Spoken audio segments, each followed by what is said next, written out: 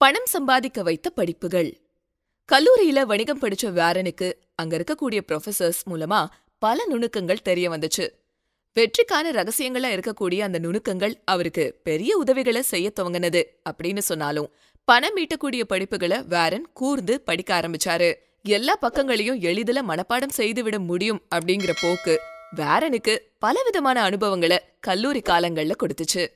அவருடைய ரூம்மேட்ஸா இருந்தவங்க மட்டும் இல்லாம மத்த ஸ்டூடெண்ட்ஸும் கூட அவரு கூட ஒரு சிக்கலான தொடர்பை ஏற்படுத்திக்க இவருடைய ஒரு சில பழக்கங்கள் காரணமா இருந்துச்சு. இருந்தாலும் வர்த்தகம் சம்பந்தப்பட்ட படிப்புகள்லயும் வாசிப்புலயும் வாரன் தன்னை தொடர்ந்து ஈடுபடுத்திக்க ஆரம்பிச்சாரு.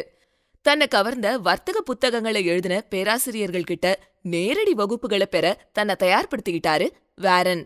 ஒரு நிறுவனத்தின் உள்ளார்ந்த மதிப்புக்கும் உண்மையில அந்த நிறுவனத்தின் சந்தை மதிப்புக்கும் இருக்கிற வேறுபாடுகளை வாரன் கத்து தெரிஞ்சுக்கிட்டாரு. இந்த வேறுபாடுகள் அவரை பல கோணங்கள்ல சிந்திக்க வச்சது. அதன் மூலமா விற்பனையின் உயர்வு தாழ்வை கணக்கிட முடியும் அப்படிங்கறத அவரு உணர்ந்தாரு. வாழ்க்கைக்கான புள்ளிகள். தன்னுடைய கல்லூரி காலங்கள்ல வாரன் அந்த அளவுக்கு ஈர்ப்பு மிக்கவரா பெண்கள் கிட்ட இல்ல. நம்ம பாஷையில சொல்ல போனா ஒரு காதல் மன்னனாவோ ஆசை நாயகனாவோ அவர் இல்ல. அதற்கு பதிலா ஒருவித அருவருக்கும் குணத்தை அவர் வெளிக்காட்டினாரு. ஒரு பாதுகாப்பற்ற கூச்சத்தினால அவர்கிட்ட ஏற்பட்ட இந்த பழக்கத்தை பலரும் விரும்பல. அவரை பின்னாள்ல திருமணம் செஞ்சுக்கிட்ட சூசி தாம்சனுக்கு கூட முதல்ல அவரு அருவருப்பாதான் தெரிஞ்சாரு. ஆனா சூசியோட அப்பாவுக்கு வாரனை ரொம்பவும் பிடிச்சிருந்தது. நாளடைவுல வாரனை தொடர்ந்து கவனிச்ச சூசி வாரனை மணந்துகிட்டு அவரை குடும்ப தலைவராக்குனாங்க. அடுத்த வருஷமே அவங்களுக்கு ஒரு அழகான குழந்தையும் பிறந்துச்சு. அந்த வருஷம்தான் வாரன் தன்னுடைய கனவு வேலையில ஜாயின் பண்ணாரு. தன்னுடைய தனித்திறமையால நட்சத்திர அந்தஸ்து வாங்கி நிறுவனத்தின் தலை சிறந்த நபரா அவரு மாறினாரு. இருந்தாலும் நிதி சார்ந்த அந்த நிறுவனத்துல சரியான கட்டமைப்பு இல்லாததுனால மக்கள் ஏமாற்றப்படலாம் அப்படிங்கறத உணர்ந்த வாரன் உடனடியா சொந்தமாவே ஒரு மாற்று நிறுவனத்தை தன்னுடைய சொந்த முயற்சியில உருவாக்க திட்டமிட்டாரு. தன்னோட 2வது குழந்தை பிறந்த அந்த வருஷத்துல பஃபெட் அசோசியேட்ஸ் லிமிடெட் அப்படிங்கிற நிறுவனத்தை தொடங்கி அதனுடைய முதலாளியானாரு. அந்த நிறுவனத்துல தன்னுடைய நண்பர்களும் குடும்பத்தினரும் மட்டுமே பொறுப்புல இருந்ததுனால மக்களுக்கு சரியான வழிகாட்டுதலும் லாபத்தையும் கொடுக்க முடியும்னு அவரு வாக்குறுதி கொடுத்திருந்தாரு. இவர் மேல வச்ச அதீத நம்பிக்கையின் காரணமா அவருடைய முன்னாள் நிறுவன முதலாளியும் அவருடைய வழிகாட்டியுமான கிரஹாம் வாரன் தன்னுடைய நிறுவனத்திலிருந்து வெளியேறின உடனேயே தானும் அந்த வேலையை விட்டுட்டு வந்து தன்னுடைய வாடிக்கையாளர்களுக்கு வாரனை பரிந்துரை பண்ணாராம். அந்த அளவுக்கு அவர் வாரன் மேல நம்பிக்கை வச்சிருந்தாரு.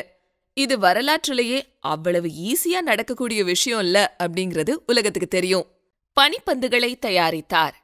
ஒரு மிகப்பெரிய சாம்ராஜ்யத்தை உருவாக்கினதுக்கு அப்புறமா வாரன் தன்னுடைய பங்குகளை பொதுமக்களுக்கு மிக குறைஞ்ச அளவுக்கு மதிப்பிடப்பட்ட விலைக்கு வித்து அத கொஞ்சம் கொஞ்சமா வளர செய்தாரு. பனி படர்ந்த மலையுச்சியிலிருந்து ஒரு சின்ன பனிப்பந்த உருட்டி விட்டா அந்த திட்டம் எப்படி இருக்குமோ அது போலதான். அதாவது மலையுச்சியிலிருந்து உருட்டி விடக்கூடிய பனிப்பந்து கீழே உருண்டு வரும்போது அளவுல பெருசா மாறி இருக்கும். அந்த மாதிரிதான் இந்த பத்திரங்களும் பங்குகளும் மதிப்புல சின்னதா இருந்தாலும் நாளடைவுல உயரும். இந்த பேருண்மை தன்னை நாடி வந்த முதலீட்டாளர்களான மக்களுக்கு தெரியும்னு நம்பினாரு வாரன். அவருடைய இந்த முதலீட்டு வளர்ச்சி முதல்ல 4%, அப்புறம் 10%, அதுக்கப்புறமா 29% வளர்ந்து விண்ண தொட்டுச்சு.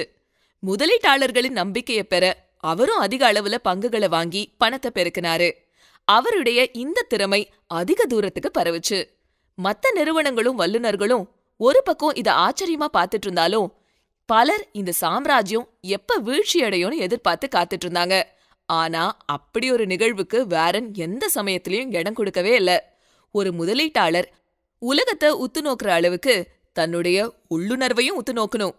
எல்லாத்துலயும் ஆழ்ந்த பார்வை அவசியம். இது பல முதலீட்டாளர்களுக்கு வாரனின் வாழ்க்கை சொல்லி தரக்கூடிய பாடம். நிறைய முதலீட்டாளர்கள் தயங்கின இடங்கள்ல இவர் முதலீடு செஞ்ச விதமோ, பலர் யோசிச்சுட்டு இருக்கும் போதே இவர் பரிவர்த்தனை செய்யற லாவகமோ பல முதலீட்டாளர்களுக்கு மத்தியில வெகுவா இவரை உயர்த்தி காமிச்சது.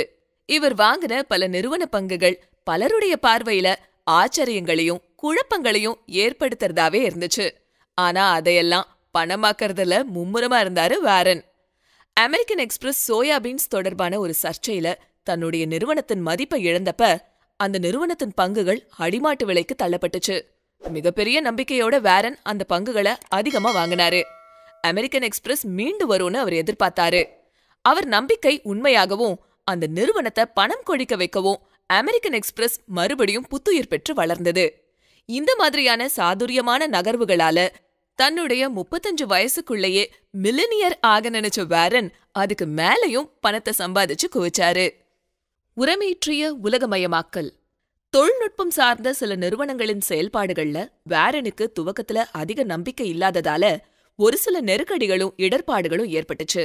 இன்னும் சொல்லப்போனா ஒரு சில நிதி சார்ந்த சறுக்கல்கள் கூட அவருக்கு ஏற்பட்டுச்சு.